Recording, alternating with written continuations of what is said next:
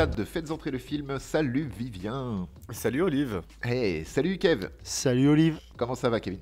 Ça va très bien, merci. Bref, concis, comme d'habitude. Comment tu vas Ave? Bah écoute, j'ai passé une après-midi plutôt calme, on va dire. Je pensais avoir quelque chose de prévu, au final j'ai rien eu de prévu, donc c'était un peu décevant, mais j'ai cette même chose ce soir. Sinon quoi d'autre? J'ai regardé le film, c'était très intéressant, et j'ai fait un peu de montage, aucun rapport avec les montages que je suis censé faire pour le FELF, mais j'ai envie de dire c'était du montage un peu personnel, et j'ai bien aimé, et du coup j'ai Harder, Better, Stronger, Faster, Stronger, et A, B, C, D, E, F, U en tête, donc c'est un peu compliqué de me concentrer. À part ça, bah, la semaine a été plutôt calme, plutôt douce. On m'a offert une journée de repos vendredi, je ne sais pas pourquoi. C'est-à-dire que je me suis levé en me disant j'ai pas envie d'aller en cours. Hier c'était un peu difficile, bref. Et du coup j'ai regardé si mes profs n'étaient pas absents. Et quelle surprise fut-il quand j'ai vu que c'est moi qui étais censé être absent. Donc j'étais plutôt content et j'ai eu ma journée comme ça. C'est un journal intime que tu nous fais là. Et toi Olive, comment tu vas? Eh ben écoute, ça va très très bien. Passé une excellente semaine. J'ai beaucoup bossé pour la chaîne entre autres et puis dans la vraie vie aussi. Tu bosses toi? Et ouais, un petit peu, ça m'arrive de temps en temps. Et j'ai, pour les besoins de l'épisode du jour, j'ai regardé le film 2 fois et demi. Ouais, 2 fois et demi à peu près. Parce que il y a des choses à dire. Yeah, ouais, il y a des questions à soulever. Attends, je la soulève. Vas-y, tu peux récupérer le papier qui est en dessous. Ah ouais, d'accord, on est dans une espèce de comédien, tout ça, je vois. Bon, mon doudou, Oui? est-ce que tu peux te secouer comme ça? Secoue, twerk un peu. Non, je vais pas faire ça. Je vais pas twerker. Allez, Non. vas-y, twerk, s'il te C'est pas ce que tu plaît. disais hier. Allez, comme je... Non. Ouais, mais hier, Mais il j'étais était bourré. pas avec toi hier. Ah si, si, hein, et il était pas frais, hein. Ça m'arrive des fois. Moins que toi, mais ça m'arrive. Le plus bourré des trois ici, le plus souvent bourré ici des trois, c'est certainement Vivien, c'est sûr. Écoutez, je suis étudiant, on sort souvent, c'est vrai. Bourré à ce point-là, je ne pense pas être si souvent que ça. Mais voilà. Doudou, s'il te plaît, de quel film allons-nous parler aujourd'hui? C'est l'histoire d'un photographe trentenaire qui invite chez lui une jeune fille de 14 ans pour un après-midi mouvementé. Mais cela ne se passe pas comme il l'avait espéré. Bienvenue dans Hard Candy. Ouais, du coup, t'as juste pris le pitch du film Ouais. et c'est bien résumé. Donc, Hard Candy, un film de 2006 réalisé par David Slade, à qui on doit entre autres 30 jours de nuit et Twilight, épisode 3. Qui n'est pas un mauvais film, soit dit en passant, certainement pour moi le meilleur de la franchise, avec Elliot Page crédité Ellen Page, Patrick Wilson, Sandra Oh, Jennifer Holm et Gilbert John, qu'on ne verra quasiment jamais, hein, puisque ce film est un huis clos. C'est un film avec un budget de 950 000 $, qui en a mondialement rapporté 7 millions et quelques brouettes, et 1 million aux États-Unis. Donc on peut dire qu'aux États-Unis, c'est un raté pour ce film. J'aime bien faire ça, ces intros là où je parle des films, j'ai l'impression d'être dans une émission de radio ou dans un podcast. Ouais, hein, t'as vu, il se y a passe un truc. hein. On devrait faire On ça devrait plus. faire ça, un podcast. On devrait peut-être penser. La flemme. Ouais, trop de travail. Des choses à dire les garçons déjà. Comment vous avez vécu le film, tiens? Kev. Bah, mis à part toutes...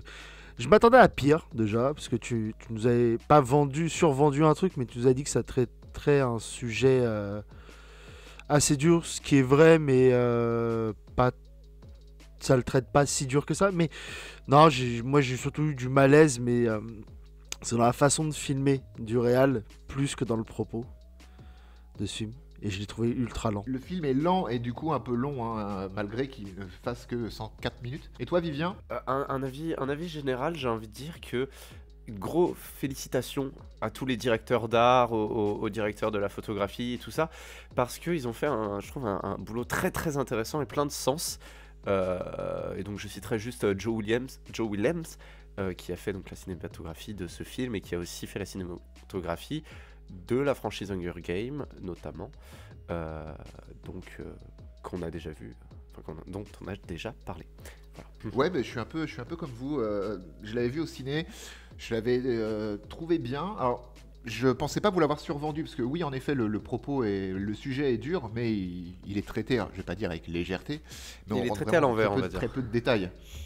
Un peu, oui, tout à fait. Ouais, ouais, je suis assez d'accord. Mais voilà. Et moi, contrairement, ouais, la réalisation est importante, je pense, dans le film, qu'elle plaise ou qu'elle plaise pas, et je comprends tout à fait. Et elle soulève plein d'interrogations, je trouve, et la photographie aussi énormément. Avant même de parler du film, les garçons, il y a un truc qui me chafouine, qui me fait me poser des questions. C'est ce fichu générique de Hard Candy. Parce que il est très épuré, hein. C'est vraiment des parallélépipèdes griffonnés un peu en gris, vaguement dessinés, et un carré rouge vraiment très envahissant. On dirait une vraie fausse pub pour SFR. Et j'arrive pas à bien comprendre. Je pense que le réalisateur veut dire quelque chose dans le générique, mais j'arrive pas à bien assimiler quoi. Moi, j'aurais peut-être une remarque là-dessus. Bah vas-y. Est-ce que le blanc serait pas la maison très épurée et le carré rouge qui est LA parce qu'elle porte donc un sweat à capuche rouge et qui se balade plus ou moins partout et tout en découvrant, là ça sert à découvrir, on va dire, l'équipe technique. Est-ce que là, ça serait dans le film, ça serait pas quand elle découvre plus ou moins tous les indices qui mènent à la résolution de ce film? Ouais, je suis complètement d'accord avec cette interprétation. Ouais, oui, moi je pense que le carré rouge est vraiment LA, et ça, il n'y a pas de problème. Et le fait qu'elle fouine de cube en cube comme ça, sachant que la maison même est cubique, mais j'avais vaguement imaginé ça, mais je pensais pas que vous seriez d'accord avec moi. C'est bien, c'est cool, je suis content. Vivien, du coup, t'as peut-être quelque chose à rajouter là-dessus? Bah, à part le fait que je trouve au début, la première fois que j'ai vu ce générique, j'ai essayé de voir ce film, c'était sur un endroit pas forcément. C'est du streaming quoi. Donc et je me suis dit tiens c'est bizarre, ce carré rouge bave beaucoup, c'est dégueulasse. Et donc ensuite j'ai revu le film en une version plus propre non en fait ce carré rouge bave et c'est dégueulasse, mais en fait ça a vraiment voilà enfin là comme vous le dites ça a vraiment cette idée de Hailey qui bave sur cette maison en fouillant partout. Et qui passe partout et qui continue, qui s'arrête pas et qui trouve des choses et qui est vraiment comme tout simplement un corps étranger en fait à cette maison. Alors, quand tu dis bavé, je pense que tu veux dire que le carré, il rayonne en fait, il a une ombre Ouais, portée, c'est ce ça. genre de choses. Oui parce qu'il Donc, bave pas elle vraiment imprègne. de l'eau. Non, voilà, donc Hailey ne bave pas, elle imprègne de sa présence la potentielle maison que le générique tente de nous expliquer qu'elle est en train de visiter, quoi. Oui, et puis je pense que c'est d'autant plus efficace que la scène juste après, celle du chat, et Ellie est celle qui a la couleur rouge. Oui, d'ailleurs, c'est la seule qui aura vrai. hormis la maison qui a des murs rouges évidemment partout, Oui. enfin dans le salon à minima. J'allais dire c'est la seule, mais ils sont que deux. Mais c'est elle qui attire le regard avec ce sweat rouge, d'où l'allégorie du petit chaperon rouge. C'est bien connu que le rouge attire le regard comme t'as dit et c'est très intéressant parce que c'est bien Hailey qui va attirer le pédophile et pas le pédophile qui va attirer Hailey. C'est tout le contre-pied du film en fait, ce qui rend ça intéressant. Ok, bah du coup pour le générique, je pense qu'on est tous les trois d'accord, et ça c'est plutôt cool. Donc, Vivien, s'il te plaît, peux-tu nous résumer la première scène du film? Bien sûr, la première scène c'est assez simple, c'est un text chat du web dans lequel ce qu'on va deviner plus tard être Elliot Page et Patrick Wilson, pas Willem, Patrick Wilson. Donc sur un chat de web qui commence à dire des choses plus ou moins coquines. Voilà quoi, c'est tout en fait. Hein. Ils échangent voilà, des petits pics plutôt coquins. Voilà, ça. Voilà, c'est ça. Et à la fin, ils se donnent rendez-vous justement au coffee shop. On connaît pas encore spécialement les personnages, donc on comprend dans les quelques dialogues qui sont échangés qu'il y en a certainement un, que c'est une fille et un garçon qui discutent, et qu'il y en a certainement un qui est plus âgé que l'autre, mais j'ai pas trouvé ça ultra coquin. Il y a 2-3 trucs, genre des vannes en fait, Oui, qui c'est se ça. disent genre ouais, va prendre ta douche, rien que d'y penser, ça m'excite, blablabla. Ouais, en fait, si, c'est coquin. Ça flirtouille. C'est ça, ça flirte. Oui, voilà, ça flirtouille, oui. C'est du flirt sur MSN, quoi, pour les plus anciens, ou sur Skype. Oui, donc voilà, on va suivre les aventures, en fait, de Hailey et Jeff, si je ne me trompe pas. Ouais. Donc, une jeune fille et un trentenaire qui se donnent rendez-vous. C'est un photographe, c'est une adolescente un peu geek, enfin on la sent un petit peu comme ça, qui est un peu en décalage je pense avec son époque. Elle écoute des vieux groupes de rock, elle lit des choses qu'on ne lit pas à son âge, enfin voilà. Elle est présentée comme une espèce d'intello un peu geek, cheveux courts, très garçonne dans le look. Ils se donnent rendez-vous dans un coffee shop. Il y a un truc qui me dérange dans cette seconde scène, c'est donc on voit Hailey qui commence à manger un gâteau au chocolat au comptoir, là où le mec lui donne. Donc déjà ça ne se fait pas. Je suis ça désolé. existe, t'as jamais Mais- vu Friends, bordel. C'est les cafés Les américains. Friends ils sont mais dans Friends ils sont Oui, sur non, leur mais canapé. Les Friends, ils sont sur leur canapé, mais il y en a qui sont au comptoir. Ouais mais non mais là c'est pas un comptoir, c'est comme si au Starbucks, au moment où on te donne ta commande, tu la manges. Personne ne fait ça. Ouais, mais est-ce que c'est interdit? Bon, c'est pas Ah, non, sur c'est pas ça le- qui me ah, chafouine. Non, non, non. Ça, c'est le point le plus important du film pour moi, mais on va passer à autre chose. Donc, elle a du chocolat sur la lèvre inférieure. Et là, il va y avoir l'introduction donc du personnage mâle, principal, le seul, presque. Bon, et ils se connaissent pas. Hein. Ils se connaissent juste par en chat. Et il arrive, donc elle a ce chocolat sur la lèvre inférieure, et lui passe son doigt pour enlever ce chocolat et le porte à sa bouche. Oh, le malaise! Ouais, c'est ça, ouais, c'est. Ouais. Ouais. Tu rentres dedans Ah, là, direct, ouais, là, quoi. tu te- Pardon, c'est pas ce que je voulais dire. Non, C'est pas ce que je Kevin. voulais dire. 14 ans. Moi, je vous laisse parler, les garçons. Hein. Je vous laisse parler, les garçons. Mais oui, en effet, quand Jeff arrive et veut goûter le chocolat, ce que Ellie lui propose, fait tiens, tu veux goûter et tout. Il y avait 40 façons de se servir du chocolat, et je ne vais pas les énumérer maintenant parce que 40 c'est beaucoup, mais pour bien montrer l'ascendant, ce que vous avez dit, il va aller chercher les résidus de chocolat qu'elle a sur sa lèvre inférieure avec son doigt pour après le manger. Et ça plante vraiment le décor, t'as raison Kev, ça te dit tout de suite, ok, donc lui, c'est un connard. S'il savait, Plus précisément, c'est un pédophile. ça va pas déraper, mais très vite, il va y avoir un espèce de jeu de séduction qui va s'instaurer entre eux. Et lui étant photographe et possédant un enregistrement pirate MP3 d'un groupe qu'elle voulait à tout prix aller voir en concert, mais qu'elle n'a pas pu aller voir parce qu'elle n'a que 14 ans. Indirectement et implicitement, les deux se proposent d'aller écouter ça chez lui. Et on va rentrer donc dans ce qui va servir de scène principale après du film, puisque c'est un huis clos. Et du coup, tout va se passer dans sa maison, qui est aussi son lieu de travail, puisque il a son salon de shooting, qui est aussi dans sa baraque. Ouais, c'est ça. Ouais. Non, oui. T'allais poser une question? Oui. Alors, comment ça va se passer en fait on va survoler les personnages très rapidement. Il y en a que deux, hein, parce que Sandra Oh, qui joue une voisine de Jeff, elle est anecdotique. C'est vraiment un caméo à la fin du film. Elle vient, elle dit bonjour. Elle s'inquiète parce que bon, elle entend du bruit ou elle a vu LA sur le toit de la baraque et point barre. Mais j'aimerais que Kev, si tu veux bien, que tu nous plantes en tout cas un peu le personnage d'Elliot Page. Bah, je sais pas trop quoi en dire en vrai. Ça a l'air enfin, c'est pas que ça a l'air, c'est une gamine de 14 ans.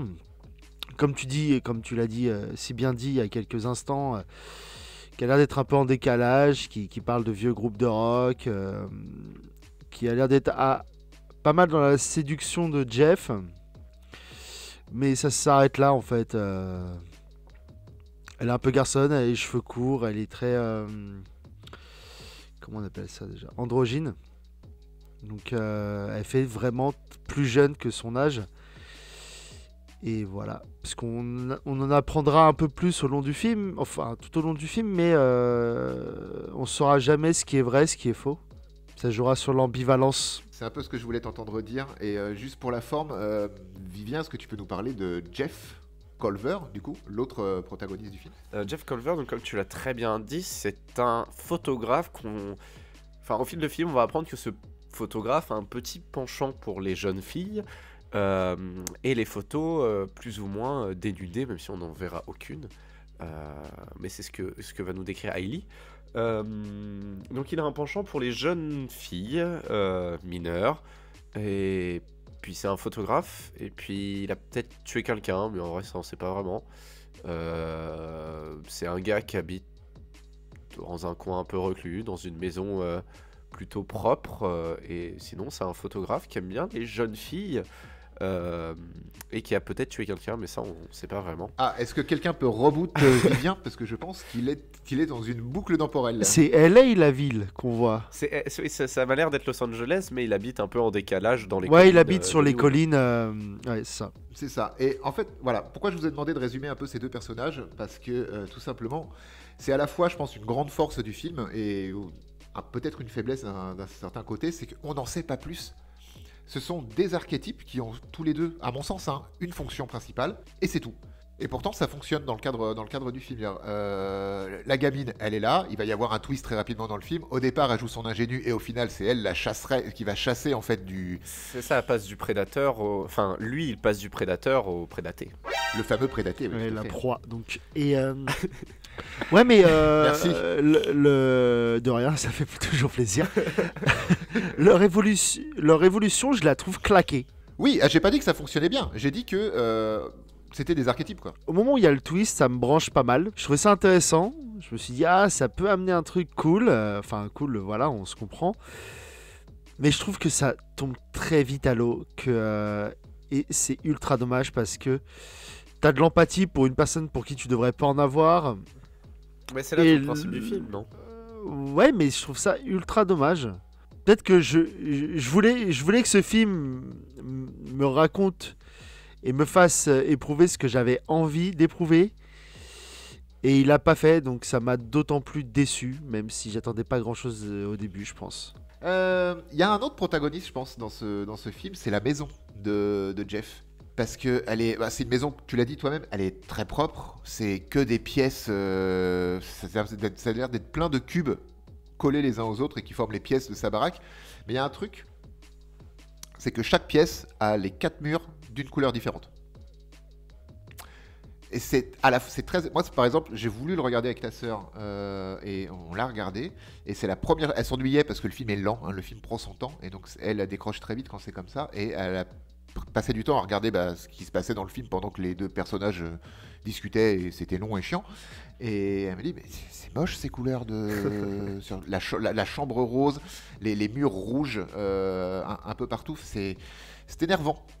Et je pense qu'il y a plein d'intentions de réalisation cachées derrière tout ça. Mais c'est un J'ai artiste, pas moi-même réussi c'est à pour mettre. ça. Non, mais Les artistes sont égocentriques, tout ça. on est très dans le cubisme. Oui, complètement. On est très dans le... Ouais, c'est ça. Dans le mouvement cubisme, en fait, au niveau de la décoration de cette maison. Du coup, tous les plans, en fait... Donc, la maison en elle-même va être assez compliquée, comment dire, à s'imaginer, en fait. À se décrire, parce qu'en même temps, elle est petite ouais, de c'est ça, vue de ouais. l'extérieur, mais à l'intérieur, il y a l'air d'avoir beaucoup de pièces. Enfin, c'est assez compliqué. C'est un Tardis. Et Un peu, ouais. la décoration, en fait, ne t'aide pas. Parce que, comme tu as dit, il y a ces couleurs-là, mais ces couleurs-là qui vont être différentes partout vont se répéter quand même, pas sous forme de pattern, mais justement sous forme d'apattern. Je sais pas trop comment utiliser un mot comme ça. Donc, pas en pattern, mais en pattern. Très bien. Non, mais d'apattern, contraire de pattern. Genre, c'est pas un pattern, c'est du chaos en fait, les couleurs sur ces murs. Et malgré le fait que voilà, ce soit toujours différent, il y a toujours un assemblage très coloré, les plans, on va avoir une couleur à peu près par plan. Pour l'instant, on parle que de la couleur des murs, on va pas parler de la couleur de l'éclairage, mais et ça va, Mais c'est lié. Hein, ça va nous perdre dans un espace et en même temps nous rapporter le plan, le moment, la scène à cet espace. C'est-à-dire que moi, je me sentais perdu, notamment avec la très longue scène de l'eunuquement. J'invente beaucoup de mots aujourd'hui. Du coupage de couilles. Pendant cette très longue scène, en fait, t'avais 2 plans. Et ces 2 plans, tu te les rapportais. Pourquoi? Parce que t'avais les personnages, mais t'avais aussi les murs derrière auxquels tu passais devant et qui te permettaient de savoir vite fait où t'étais. Sinon, t'en as aucune idée en fait. Ouais, et je pense qu'il y avait 2 plans. Et ça rentre en résonance avec le fait qu'il y avait 2 couilles. Alors, non, il y a 2 plans parce qu'il y avait 2 personnages, Kevin. Je Et pense 2 plus. couilles. Moi, je pense que je savais que cette histoire de couilles allait nous faire digresser tout de suite. On allait tomber dans le graveleux. au fond du caleçon, quoi. N'empêche, je me suis dit, putain, mais elles sont énormes, ça peut pas être des vrais. Et j'avais raison.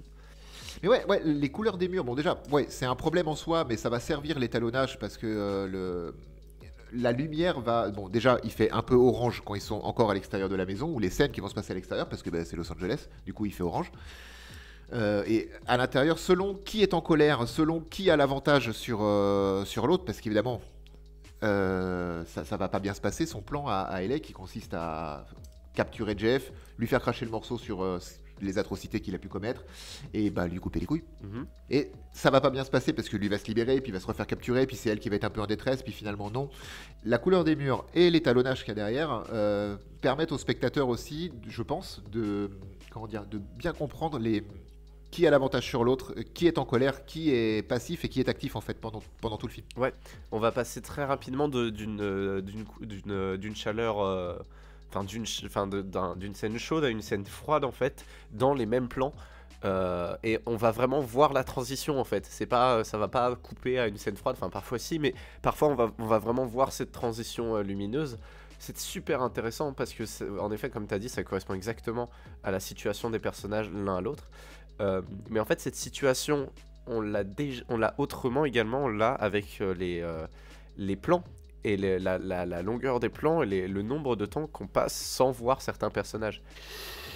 Hard Candy, enfin là, on en parle, des regards un peu malaisants, des gros plans un peu trucs. Et ben, ce film m'a beaucoup fait penser à Fun Game Ah, c'est intéressant, c'est vrai. de C'est vrai que, Schumacher, du fameux Schumacher, évidemment. le réal de 8 mm.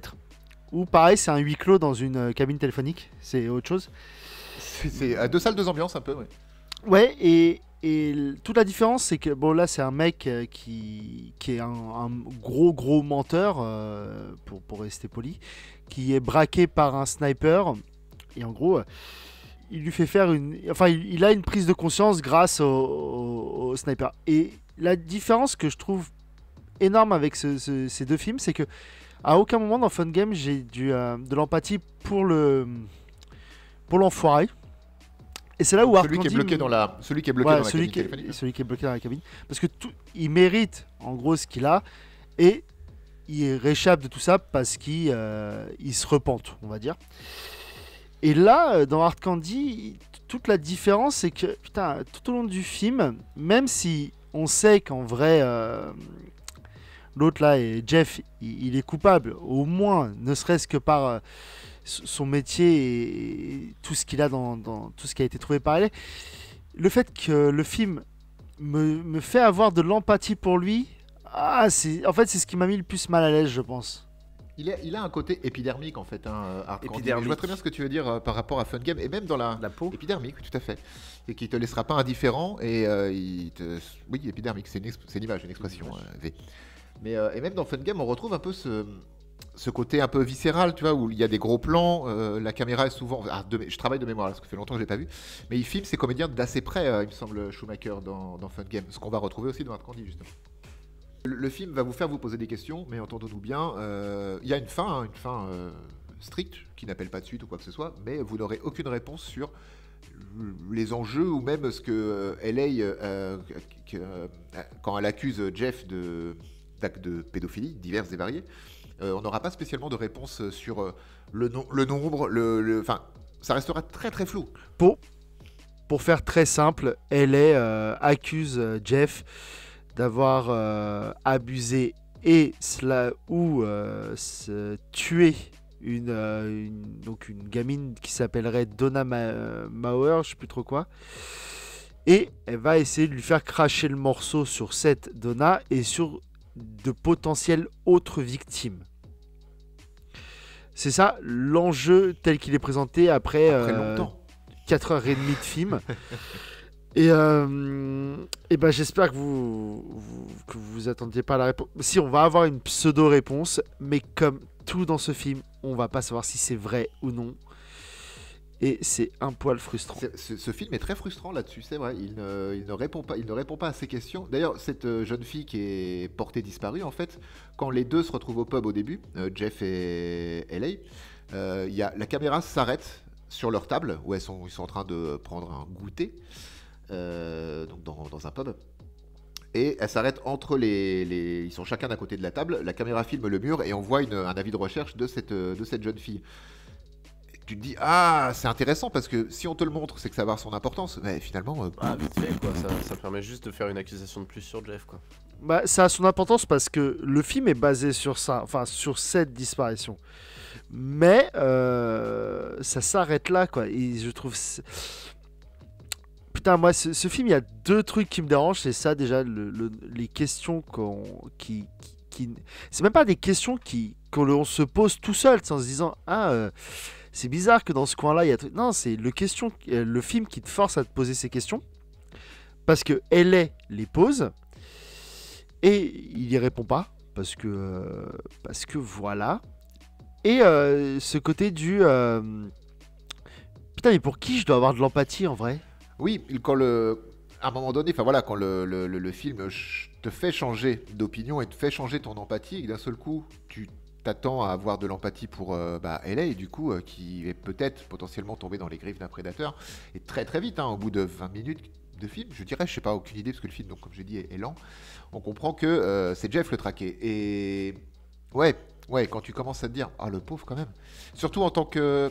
ouais, c'est un peu surfait ce que je veux dire, mais surtout en tant qu'homme, sur toute la partie du coupage de couilles, c'est tellement long, ça prend tellement son temps, il y a énormément de descriptions, tu sens que ça va être fait un petit peu à Ça va être la... fait par une à gamine la de gitane. 14 ans, quoi. Hein. C'est ça, et en tant qu'homme, tu te fais, ah, oh, Non, mais c'est surtout que, ok, il y a cette scène qui est bon, voilà, on parle d'une castration quand même. Donc, nous, ça nous touche un poil, tu sais, on surimagine le truc, voilà. Mais c'est surtout que, elle lui pose des questions, elle lui dit où est Donna et. Enfin, est-ce que tu as eu d'autres victimes? Et, tu sais, même quand on lui dit, bah, on va te couper les castagnettes. Tu sais, il dit non, bah moi j'ai pas de victime, elle trouve rien. Mis à part que voilà, il y a des photos qu'il ait prises, qui sont accrochées au mur, où tu déjà c'est un poil dérangeant, mais voilà, ok. Il flanche pas, tu te dis putain, mais est-ce qu'elle a pas, enfin, elle a pas un délire parce qu'à un moment donné, il lui fait son profilage presque, et tu sais, tu te dis bah il y a peut-être un peu de vrai, et tu dis tiens, et après elle lui dit tiens, j'en ai sorti une, et j'espère que je ne vais pas me tromper, et il tient, et tu dis putain, c'est juste elle qui a un pet au casque ou bah, en plus on te le dit au début du film, elle le dit elle-même qu'elle est différente et qu'elle est considérée un peu comme une dérangée. et là tu te dis putain mais qu'est-ce qui se passe dans ce film? Parce que, mais ça on l'a vaguement déjà dit, mais au final, on sait pas qui elle est. Mais je crois que c'est le petit chaperon rouge. Oui, évidemment. Mais on ne sait pas qui c'est, cette fille. Elle apparaît dans la vie de Jeff, on comprend qu'elle l'a stalké, traqué, qu'elle s'est renseignée sur lui, parce qu'elle connaît le nom de ses voisins, elle sait que c'était le jour où il fallait qu'elle soit chez lui, parce qu'aucun de ses voisins n'est là. Bon, bah apparemment, sauf Sandra, qui passera faire un coucou. Mais et elle a choisi spécifiquement ce jour-là pour forcer la rencontre, parce qu'elle savait qu'elle allait avoir du temps avec lui, tout seul, qui pourrait un peu près gueuler comme il veut dans sa baraque, personne ne s'inquiéterait des bruits qu'il pourrait entendre. Ouais, mais je pense que ça, le film, on a rien à branler. Non, et c'est ce que je disais au début, c'est un peu sa force, parce qu'il te force à se poser des questions auxquelles il va pas spécialement répondre. T'as pas le temps de t'attacher tellement au personnage, et donc ça en fait aussi un de ses plus grands défauts, je trouve.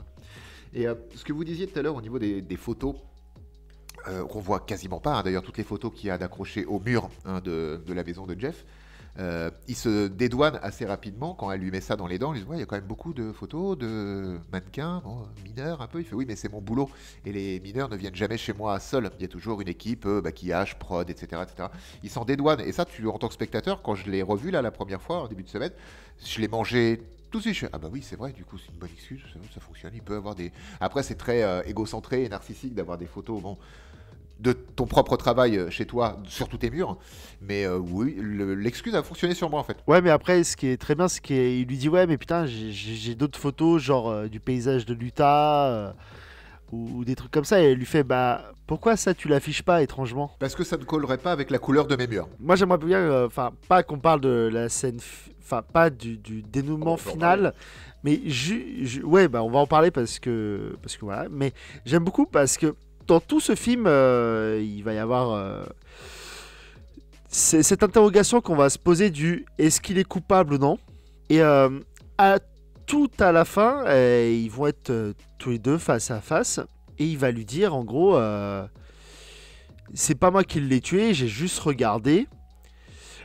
c'est Aaron qui l'a tué. Donc on introduit un personnage de Aaron qui sera un personnage hors champ, Ouais. du coup, parce qu'on en a C'est jamais ça. entendu parler avant. Et après, elle lui répond ouais, bah Aaron m'a dit la même chose. Tu sais, elle est pas à son coup d'essai déjà. Mais ça s'arrête là. Tu sais même pas si c'est vrai, si c'est quoi. Moi, un truc que j'aurais bien aimé, c'est savoir qui est Donna pour elle. Et bah tu sais que mon cerveau, moi je l'ai vu au cinéma, j'avais dû le revoir une fois en DVD, une connerie comme ça, donc ça fait quand même une paire d'années. Mon cerveau, il avait reconstitué le film dans ma tête, et parce qu'il va pas le faire dans mon coude en même temps, mon cerveau. Pour moi, c'était sa sœur en fait. C'était la petite sœur de la portée disparue, donc LA, la petite sœur, qui venait se venger de la disparition de sa sœur. Alors que bon bah on saura pas en fait, on sait pas, mais Ouais, bah, oui, c'est vrai qu'elle parle de sa sœur à un moment donné, mais là, on commence à beaucoup extrapoler en vrai. mais c'est ça. Et tu fais que ça pendant tout le film. T'extrapoles, t'essaies de combler les vides en fait. Bah moi j'ai pas du tout fait ça. Alors je sais pas si c'est parce que j'ai un cerveau complètement pété, mais, Ah, mais- quand je regardais ce film, Moi non les plus, non, mais- interrogations là que vous soulevez et vous dites que genre c'est un défaut et tout ça, bah moi je suis en mode bah je trouve pas du tout en fait. Je trouve que c'est justement la meilleure chose de ce film. Il te fait soulever des trucs, ok, mais en même temps est-ce que t'as envie de savoir, est-ce que tu as ce besoin de savoir, je veux dire, le film en lui-même raconte une histoire tout à fait suffisante à elle-même, qui a des arrières de voilà, est-ce que c'est le tueur, est-ce que c'est le truc, mais c'est pas ça le centre du film pour moi. Moi, le centre du film pour moi, c'est vraiment ce jeu de chasse dans cette maison.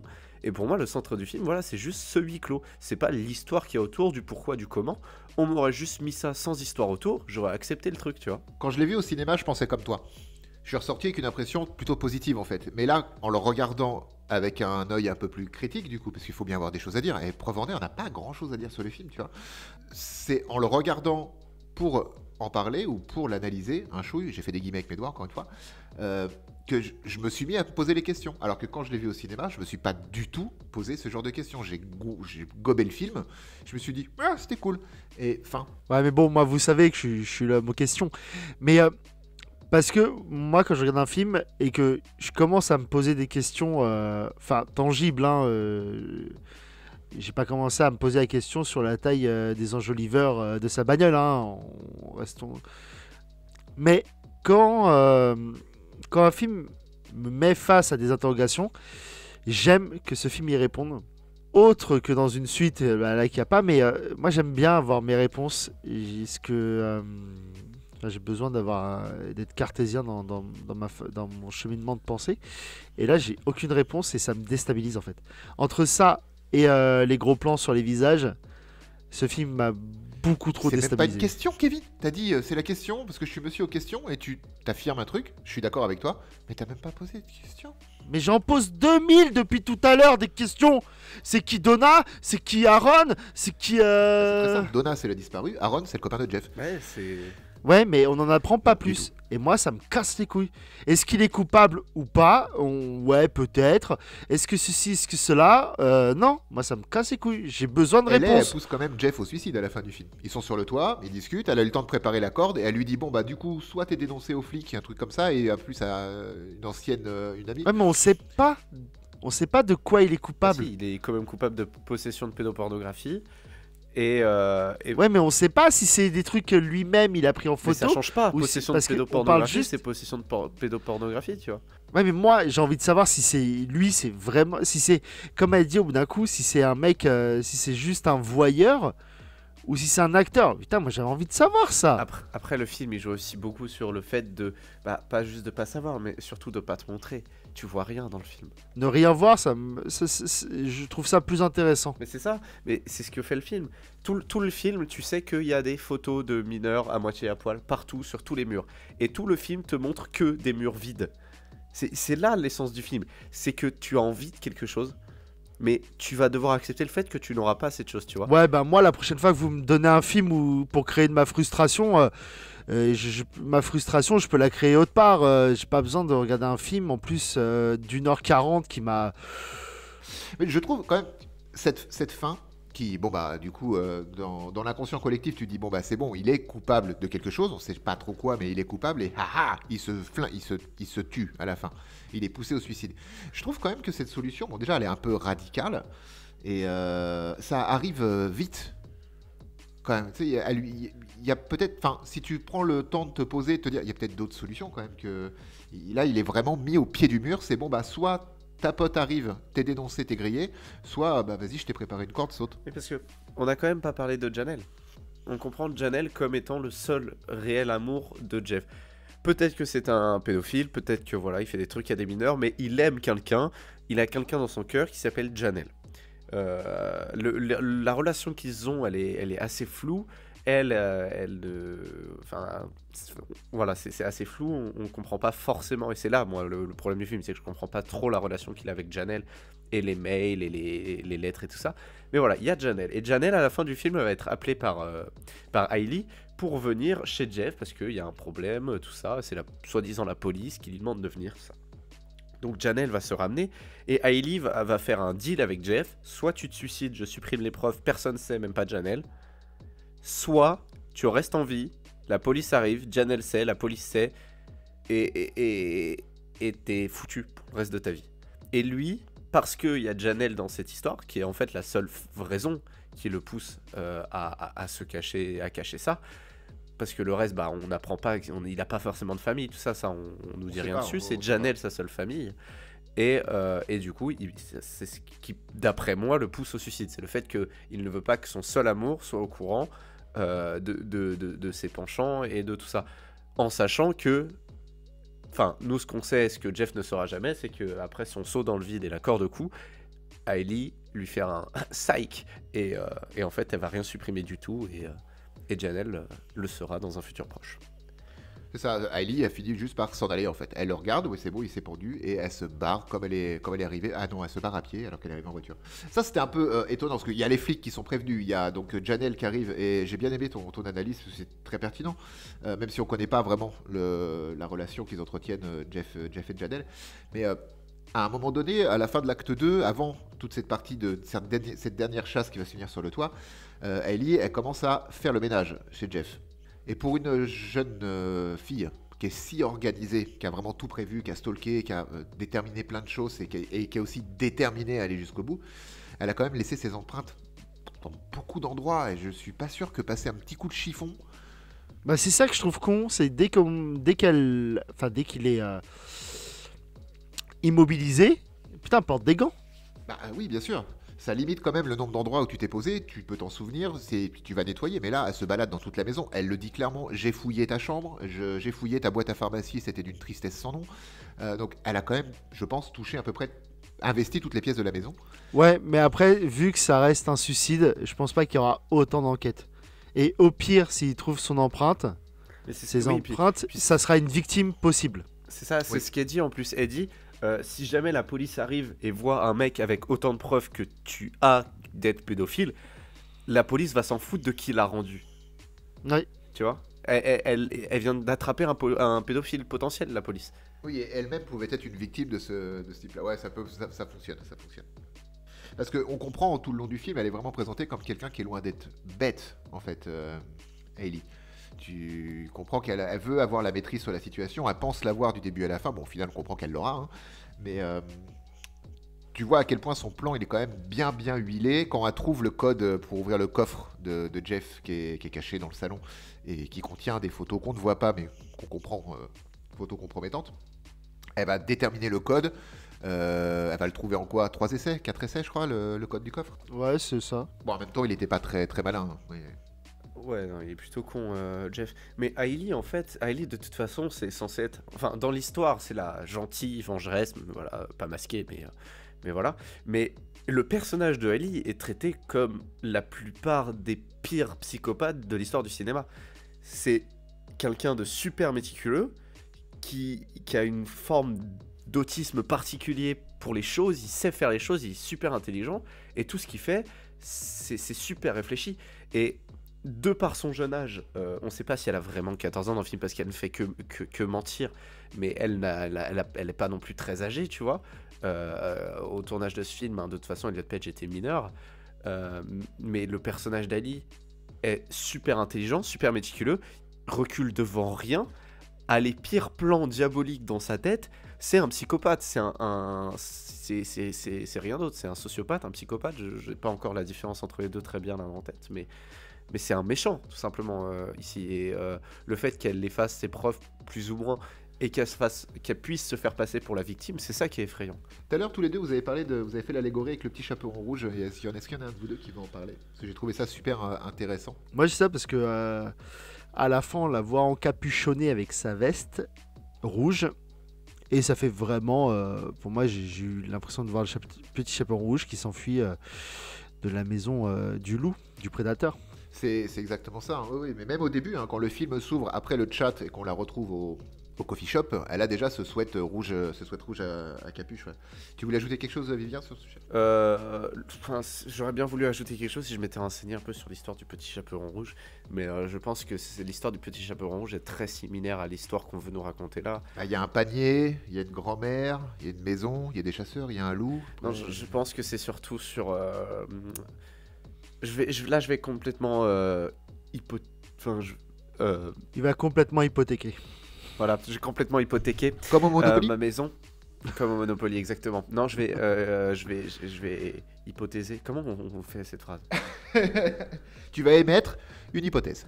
Je vais émettre des hypothèses, mais je pense que l'histoire du petit chaperon rouge nous raconte exactement cette histoire du prédateur pédophile sur une jeune fille. La grand-mère étant la personne plus adulte qui défend la petite fille, et une fois que la grand-mère n'est plus là, la petite fille se laisse piéger à son tour.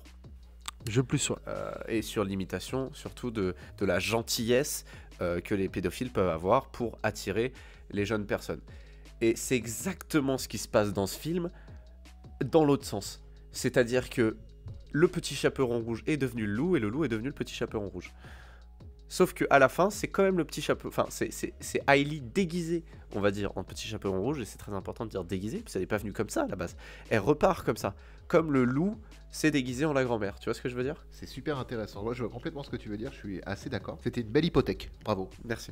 Vous avez déjà joué au Monopoly avec les vraies règles du Monopoly? Non, parce que moi, j'aime pas me faire chier. Il faut savoir que quand on passe par le parking gratuit, on ne récupère pas l'argent qui est posé au milieu du plateau. C'est normal, quoi. C'est un parc gratuit. David Slade, dans sa filmo, j'ai pas vu toute sa filmo, j'ai vu, comme je disais en préambule, 30 jours de nuit et Twilight chapitre 3. Et je vais m'attarder un peu sur 30 jours de nuit, c'est la même façon de filmer. Hein. On sent que le gars, il est habité par ça. Hein. C'est énormément de gros plans et beaucoup de différences à l'étalonnage entre le chaud et le froid. Mais il va filmer ses comédiens régulièrement de très très près. Alors je sais pas si c'est pour aller chercher une émotion particulière ou si c'est parce qu'il kiffe les visages filmés de près, j'en sais rien. Mais c'est des plans, il va voyager entre deux types de réals, je trouve, ou deux façons de capter la scène. Soit ça va être des plans fixes, posés, avec des champs contre champs, etc. Et dans le cadre de Hard Candy, quand il y a des moments de tension, genre quand Jeff est attaché à son fauteuil et qu'elle l'asperge de flotte ou de vinaigre blanc ou de je sais pas quoi pour lui dire de fermer sa gueule, d'un seul coup, c'est caméra à l'épaule, c'est très cheeky cam, la saturation de la lumière est presque aveuglante et ça bouge dans tous les sens comme si on était vraiment au cœur de l'action. Et juste après, clac, on revient sur un plan fixe, discussion et champ contre champ. Et donc je rejoins Kevin sur le fait que ouais, ça peut être chiant d'avoir vraiment beaucoup de plans sur les visages. Par moments, vous avez vraiment très très gros plans sur des choses qui semblent des fois pas spécialement importantes. Et maintenant, je peux laisser la parole à Vivien. Ouais. David Slade et du coup le travail de son équipe technique font quelque chose de très intéressant. Ce que j'ai presque réussi à finir de dire en début d'émission, c'est sur la gestion du champ contre champ de la deuxième scène, celle qui se passe au coffee shop, où en fait il n'y a pas de champ contre champ. C'est pratiquement Hailey tout le temps. Ce qui nous la place un peu en position de victime, mais en même temps on nous la place en contre-plongée, donc c'est voilà, bon, tout ne veut pas dire quelque chose, mais vous voyez un peu l'idée. On voit très peu de Jeff en fait au début, et dès qu'il va commencer à devenir un peu le traqué, la proie, on va le voir beaucoup plus et on va même s'attarder beaucoup plus dessus. Mais même la caméra en fait, elle est étrangement immobile à un point tel que même si c'est du caméra à épaule pour la plupart des choses, je pense, dû à certains mouvements justement lors de l'immobilité de la caméra, elle ne va pas suivre les personnages. Je pense notamment à un plan où Hailey s'apprête à éduquer, j'adore inventer des mots, le Jeff. La caméra va donc être sur Hailey, Ali va se déplacer un peu sur la droite, sur la gauche, pardon, en se baissant, et la caméra va faire un léger déplacement comme si elle allait suivre, mais s'arrêter là, et attendre qu'elle revienne. Et en fait, on va avoir tout le long, du coup, cette vision de la maison, sans les personnages, et juste après des plans, ou juste avant des plans avec les personnages. Et je comprends pourquoi ça peut mettre mal à l'aise, parce que ça nous crée comme une autre présence, je trouve. Et cette présence, elle n'existe pas, parce que, bah, je l'ai dit tout à l'heure, c'est des murs vides. Et Mais il y a peut-être beaucoup de que transitions c'est ça, murs. justement, Il y a pas Ouais. mal de transitions où la caméra va juste filmer le mur, passer des fois même au travers une coupe du mur, etc., pour rejoindre la scène importante donc, avec les comédiens. Et après, la caméra à ce moment-là, je viens de percuter là, elle se placerait presque comme un voyeur, quelqu'un qui regarde la scène avant que la caméra elle-même revienne au centre même de la scène. Donc oui, ça peut être... oui, d'accord, j'aime bien ce que je viens de dire. Non, je m'en fous en fait. J'aime bien ce que tu viens de dire aussi, ouais. Doudou, Oui, dis-moi que t'aimes bien ce que je viens de dire. j'aime bien ce que tu viens de dire. Mais t'as dit quoi déjà? Ok, on va aux conclusions, ça vous va? On va aux conclusions, ça me va. Doudou, Ça me va. c'est à toi. Bah, pour ma conclusion de ce film, c'est simple, j'ai pas aimé. Pour diverses raisons, pas que le film est mauvais, c'est aussi pour ce qui m'a fait, ressentir et le fait que ça m'a rendu, ça m'a fait faire, enfin j'ai eu un malaise d'avoir de l'empathie pour un mec qui en mérite pas. Donc sur là-dessus, je m'attendais à autre chose en fait. Quand tu m'as vendu le film, Olivier, je m'attendais à un truc bien plus choc.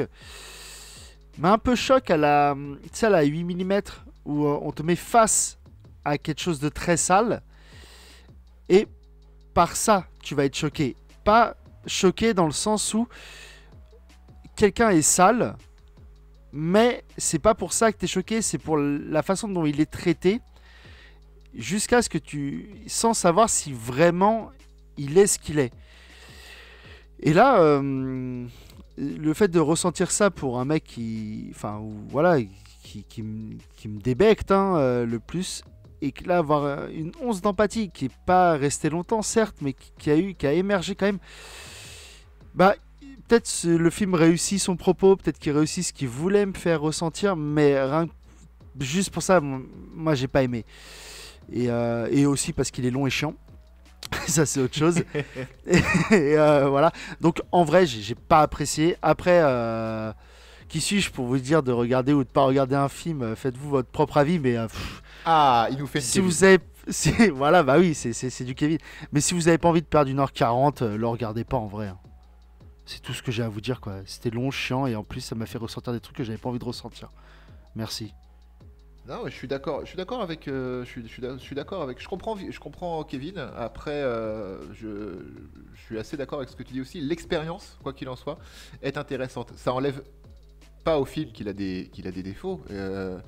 Et le défaut de ses qualités, à la limite, ça va être ce côté justement un peu à la fois long, posé.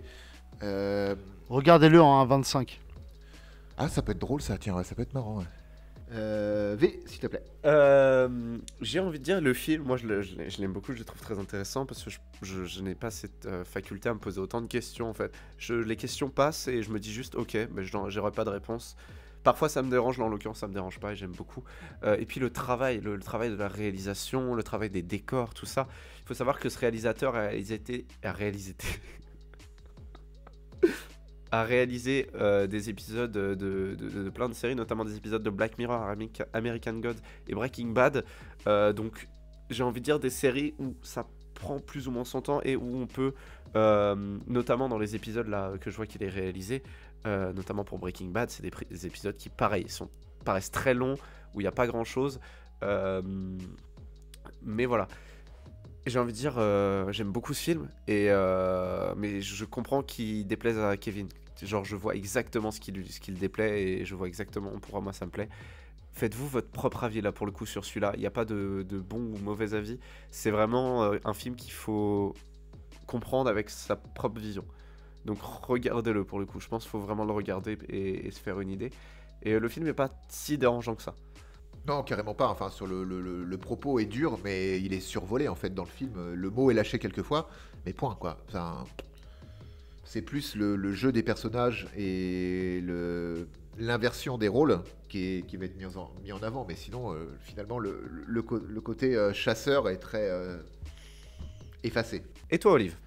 Eh ben, moi, comme j'ai dit, je l'ai vu au cinéma et il m'avait laissé bonne impression. Et bah là, en le revoyant, je vais rejoindre un peu Kevin. Je l'ai trouvé très lent.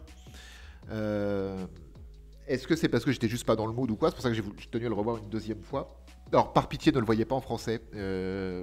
Moi, je l'ai en DV, du coup, quand je l'ai regardé la deuxième fois, je crois, enfin, une des deux fois, je l'ai regardé en français parce que je faisais autre chose à côté. Et il y avait 2-3 scènes. Moi, je voulais me réimmerger dans le film. Il y avait 2-3 scènes où j'avais des trucs à regarder et à noter.